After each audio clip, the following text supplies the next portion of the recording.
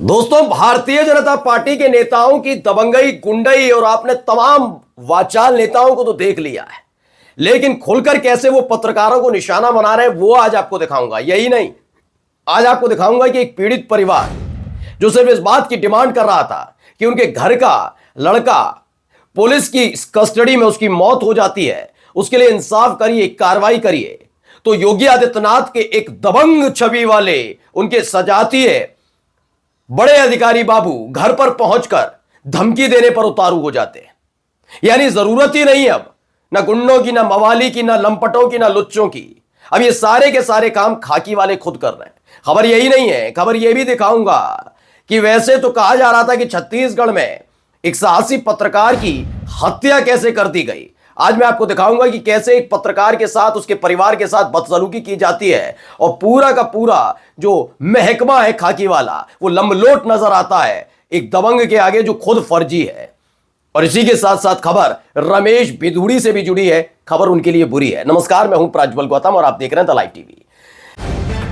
The live TV, सच सबसे आगे।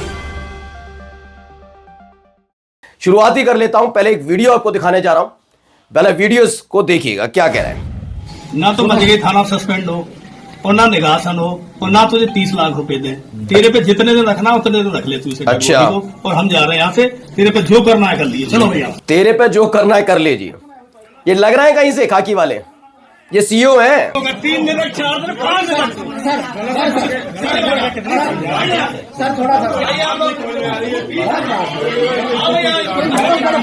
तो सोचिए, एक परिवार जो इस बात की केवल गुहार लगा रहा था कि भाई परिवार के साथ गलत हुआ। दरअसल हुआ ये कि लखीमपुर खीरी की खबर है। लखीमपुर खीरी में एक व्यक्ति है, रामचंद्र मौर्य है क्या थे। दरअसल वो गए थे जंगल में लकड़ी काटने अपने कुछ दोस्तों के साथ। उन्हें उठा लिया गया, कहा गया तुम शराब तस्कर हो। वो तो यूपी पुलिस का पुराना काम है, फीट थपथपाना है तो कुछ नहीं करना, कुछ लोगों को पकड़ना है, एनकाउंटर भी करके मौज काटिए, ये वाली स्थिति चल रही है। खैर, वो वहां पहुंचा।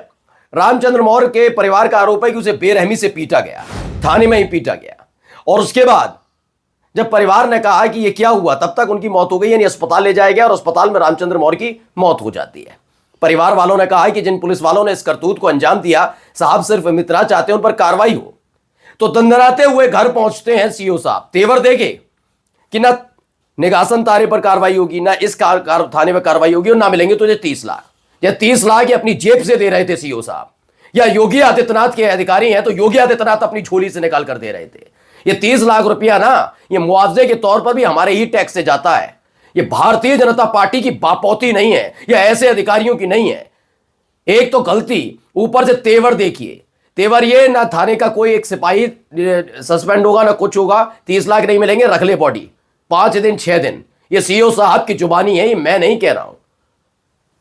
अब बताइए, जरूरत है किसी की माफिया की, दबंग की? नहीं है ना, जरूरत नहीं है। अब ये लोग हैं, क्योंकि जितना गरीब होगा ना उसकी छाती पर चढ़कर गुंडई की दास्तान लिखने के लिए जाने जाएंगे। लेकिन अगर अभी इन्हीं के सामने कोई माफिया आ जाए तो जी हुजूरी में लग जाएंगे। खैर, देखिए परिवार के साथ जो कुछ हुआ, वहां परिवार को देखिए कैसे चीखता चिल्लाता रहा। आवाज हम सुना नहीं पाएंगे, बहुत मार्मिक आवाजें हैं, माफी चाहूंगा। लेकिन आप देखिए कैसे महिलाओं के साथ बदसलूकी की जा रही है, खचेड़ा जा रहा है। वहां जो डेड बॉडी रखी है उसे अपने कब्जे में लेने की कोशिश, पुरजोर कोशिश की जा रही है।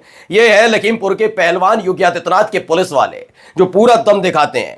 अब खबर क्या है, पहले खबर दिखा देता हूं। भारत समाचार की खबर है। लखीमपुर खीरी में पुलिस पिटाई से एक व्यक्ति रामचंद्र मौर्य की मौत का आरोप परिजन लगा रहे हैं।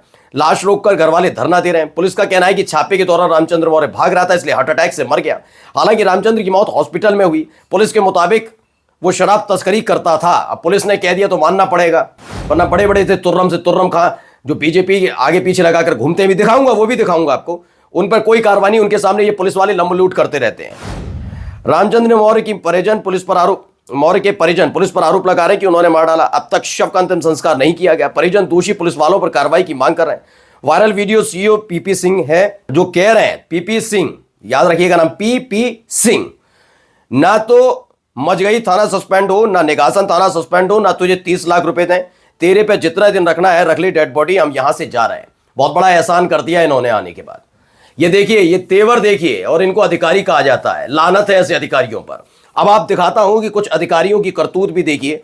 ये आदमी देखिए ट्रैक सूट में बैठा हुआ है और पहले इसकी कहानी बाद में बताऊंगा, पहले ये समझिए क्या कुछ कह रहा, सुनिए। परिचय मैं मनोज सिंह भाजपा का कार्यकर्ता हूँ। तो आप क्या चौधरी से बात कर तो आपको मालूम होगा छत्तीसगढ़ का एक मसला निकल कर आया, उस पर ज्यादा ध्यान दे नहीं रहे क्योंकि मसला छत्तीसगढ़ में बीजेपी सरकार का है, वरना अब तक तो वहां पर राष्ट्रपति शासन की मांग ये सुशांत सिन्हा जैसे पत्रकार और तमाम जो गोदी एंकर उछल उछल कर रहे होते। वहां पर एक छत्तीसगढ़ में एक पत्रकार मुकेश चंद्राकर की हत्या कर दी जाती है। शव मिलता है सेप्टिक टैंक से, सेप्टिक टैंक से मिलता है और बाद में पता लगता है कि सुरेश चंद्राकर जो वहां का एक लुच्चा है उसने इस वारदात को अंजाम दिया। भारतीय जनता पार्टी की सरकार है इसलिए शब्द शांत है।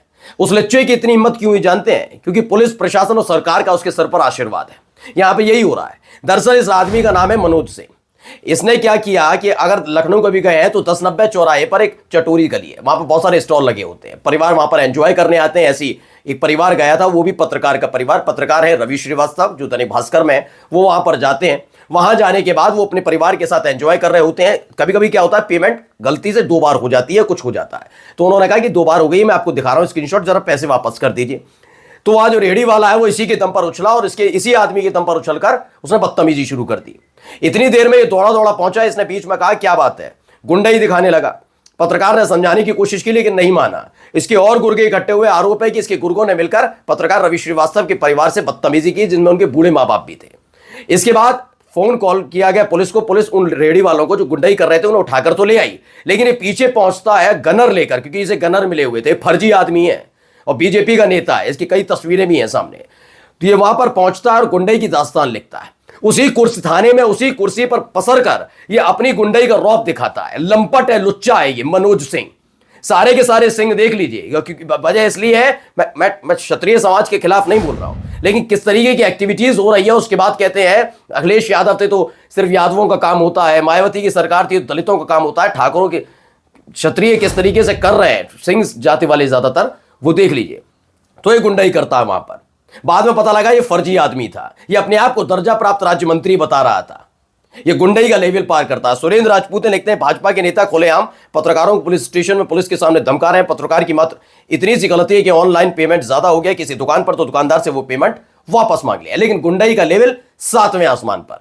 यहां देखिए सारे के सारे नतमस्तक है। वो पीड़ित परिवार है, रामचंद्र मौर्य का परिवार, तो उसे धमकी दे रहे हैं सीओ साहब। थोड़ी दबंगई इधर भी दिखा देते तो मान जाता, लेकिन बीजेपी नाम आते ही इनको सांप सूंघ जाता है। खबर सिर्फ इतनी भर नहीं है, खबर रमेश बिधूड़ी साहब से भी जुड़ी हुई है। आपको तो पता ही है, कभी प्रियंका गांधी, कभी अतिशी के बारे में गंदगी उगलने वाले रमेश चंद्र बिधूड़ी को तो आप जानते हैं। रमेश बिधूड़ी संसद में तो इन्होंने अपना जलवा बरकरार किया ही था, अपनी पार्टी के संस्कारों को इन्होंने उड़ेल दिया था। अभी क्या लिखा जा रहा है, डॉक्टर मुकेश कुमार वो लिखते हैं बताया जा रहा है कि बीजेपी रमेश बिधूड़ी का टिकट वापस लेने पर विचार कर रही है।